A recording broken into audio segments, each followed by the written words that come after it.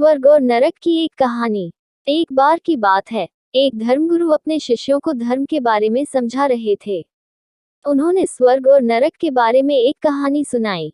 कहानी: एक आदमी की मृत्यु हो गई। यमराज उसे लेने आए। आदमी ने यमराज से पूछा, मुझे स्वर्ग या नरक में से कहाँ ले जा रहे हो? यमराज मुस्कुराए और बोले, तुझे ना तो स्वर्ग में ले जा रहा हूँ और ना ही नरक में। मैं तुझे एक ऐसी जगह ले जा रहा हूँ जहाँ तूने अपने जीवन में जो किया है, उसका फल तुझे मिलेगा। यमराज उस आदमी को एक बड़े से हॉल में ले गए। हॉल में दो दरवाजे थे।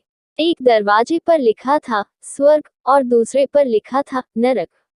यमराज ने आदमी से कहा, तुम जिस दरवाजे में जाना चाहते हो, उसमें जा सकते हो। आदमी ने सोचा और फिर स्वर्ग वाले दरवाजे की ओर बढ़ा। लेकिन जैसे ही उसने दरवाजा खोला, उसे वहां अग्नि और तपती हुई राख दिखाई दी। वो डर गया और वापस आ गया। फिर उसने नरक वाले दरवाजे को खोला। वहां उसे एक सुंदर बगीचा दिखाई दिया। बगीचे में फूल खिले हुए थे और पेड़ों पर फल लगे हुए थे। एक नदी बह रही थी और उसमें मछलियां तैर रही थीं। आदमी बहुत खुश हुआ और बगीचे में घूमने लगा। तभी उसने देखा कि बगीचे में कुछ लोग बहुत दुखी हैं।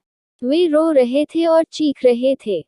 आदमी ने उन लोगों से पूछा कि वे क्यों दुखी हैं।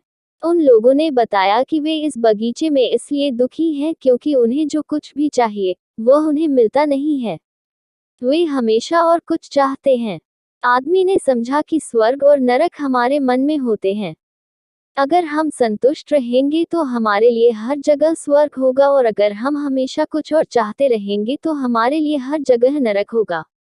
सीख: इस कहानी से हमें यह सीख मिलती है कि हमें संतुष्ट रहना चाहिए।